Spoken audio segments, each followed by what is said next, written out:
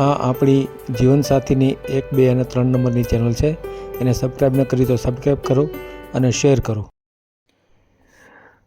આ બાયોડેટા છે ઉમેશ ભાણાભાઈ વાંઝાનો. એમનું લગ્ન અગાઉ થયેલું હતું પણ તૂટી ગયું, કારણ કે જે દીકરી જે કન્યા આવી હતી એને જૂનું કંઈક લફરું હશે. અને અત્યારે મોટાભાગનું ઘણી જગ્યાએ આવું બનતું હોય છે કે જૂના લફરા હોય તો દીકરીઓ ઘર બાંધતી નથી. આ ઓડિયો સાંભળો અને દરરોજ આપણે સવારે 7:30 વાગે, બપોરે 11 વાગે, સાંજે 5:30 વાગે અને રાત્રે 9 વાગે એક ઓડિયો આપણી આ જીવનસાથી ચેનલમાં મૂકીએ છીએ. તો અવશ્ય જુઓ અને સારું લાગે તો લાઈક કરો, શેર કરો અને કોમેન્ટ કરો. અને જે કાંઈ સાવચેતીના પગલાં હોય એ ભરતા રહ્યો. અને ખાસ તો કે મારી સાથે વાત કરવા માટેનો જો ઉત્તમ ટાઈમ કોઈ હોય તો 9:30 થી 12:30 સુધી વધારે ઉત્તમ રહેશે. ત્યારબાદ 4 વાગ્યાથી 5 વાગ્યા સુધી અને રાત્રે 8 થી 10. તો આવા ટાઈમે જો ફોન કરશો તો લગભગ વાંધો નહીં આવે. બાકી તો કોઈના ફોન આવેલા હશે તો હું સામેથી ફોન કરું છું. તો આ ઓડિયો આપણે સાંભળીએ. હલો.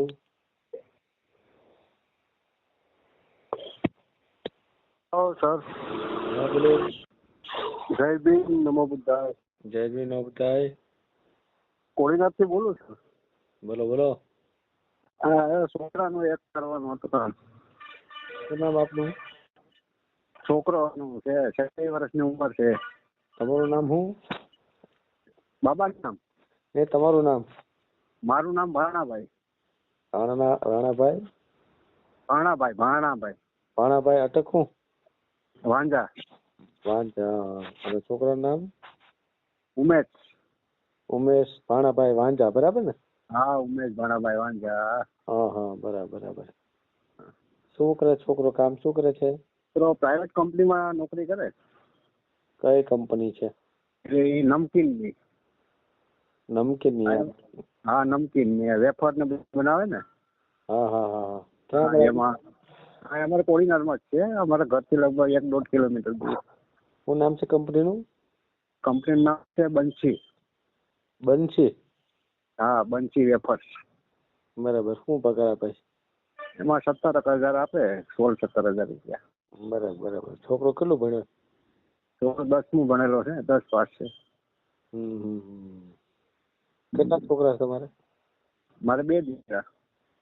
આ મોટો છે નાનો છે?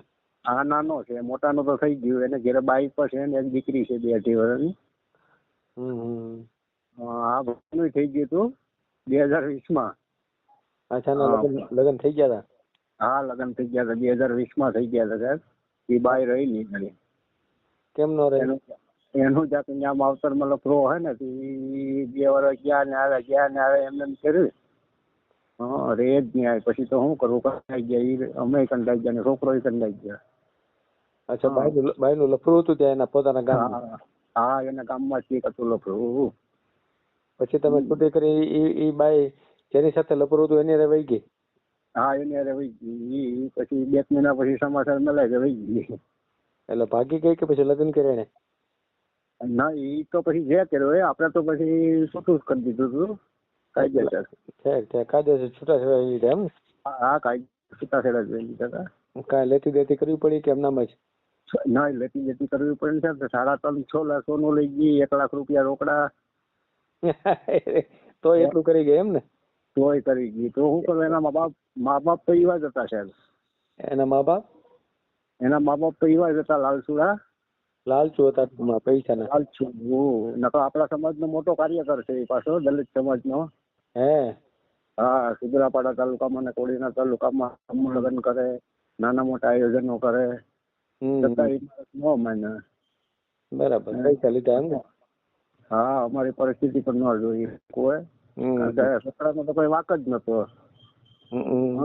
કોઈ લોકો કે નહીં, પૈસા ને દાગીના દેવા જ પડે. કેસ કરીએ ને કબાડા કરીએ ને. હવે એ તો રાજકારણી માણસ સાહેબ. આપણે ધંધો કરીએ કે એની વાહે જવું. પછી છોકરો કે પપ્પા લઈ જાય ને શું કરું આપણે હવે?